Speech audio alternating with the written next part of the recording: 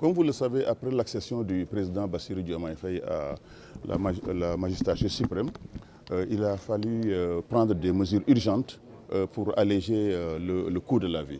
C'est ainsi qu'au mois de juin, on a fait une baisse de prix sur l'essentiel des denrées de première nécessité telles que le riz, l'huile de palme, la farine, le pain, le ciment, le sucre. Mais nous avons constaté effectivement qu'il y a eu dans certaines régions des cas de non-respect. Même si la majorité des régions ont respecté ces prix, alors on a constaté justement des déviations par rapport à cela. Le Sénégal compte à peu près une soixantaine de milliers de boutiques sur l'ensemble du territoire. Les services de contrôle économique ont fait un excellent travail. Mais il faut reconnaître qu'ils ne sont que 200 pour contrôler une population de 18 millions de personnes et 60 000 boutiques. À ce rythme-là, il est impossible que ce travail-là soit fait dans de bonnes conditions.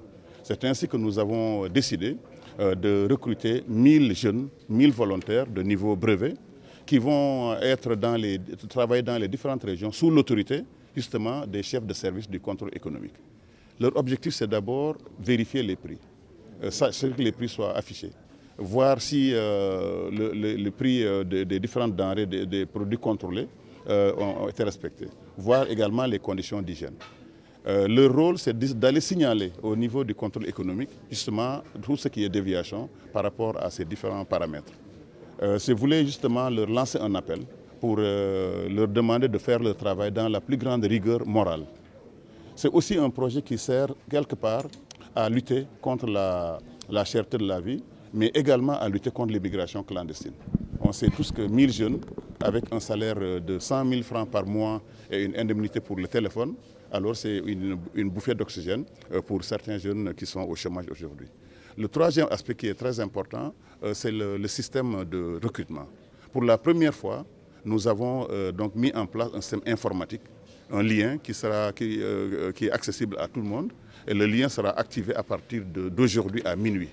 Tous les jeunes Sénégalais, quelles que soient les régions où ils se trouvent, pourront faire leur application, pourront donner les différentes informations qui sont requises pour ce programme-là.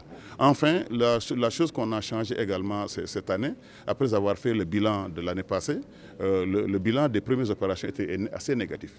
On a vu que les seuls critères qu'il y avait pour être dans ce programme, c'était des critères politiciens, il faut le reconnaître. Il y avait des quotas de 200 personnes pour tel politicien, de 50 personnes pour tout. Et ça, c'est ça que nous voulons arrêter.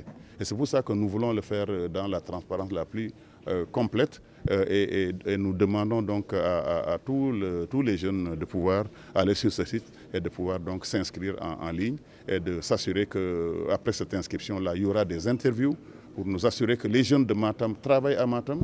Il est hors de question que des jeunes d'une région aillent vers d'autres régions. C'est pour ça qu'on a exigé le certificat de résidence. Ça fait partie des changements. Ils seront évalués par leur chef de service. Les meilleurs d'entre eux seront certainement retenus pour l'année prochaine. Le niveau d'entrée, c'est le brevet. Et ce qui a également changé pour cette année, c'est vraiment le fait que nous voulons nous assurer que les chefs de service régionaux sont aussi leurs patrons. Il faut qu'ils aillent au niveau de ces chefs de service pour pouvoir se faire évaluer. Il y a une formation qui va suivre. Pourquoi les former? C'est pour qu'ils comprennent ce qu'on attend d'eux, pour qu'ils voient quels paramètres ils devront contrôler avant de les lâcher donc, dans ce nouveau travail-là. C'est des volontaires qui sont exclusivement chargés donc, de faire le contrôle et d'alerter les services compétents. Absolument. Leur rôle, ce n'est pas des contrôleurs ni des agents du contrôle économique. C'est des auxiliaires, justement, du contrôle économique.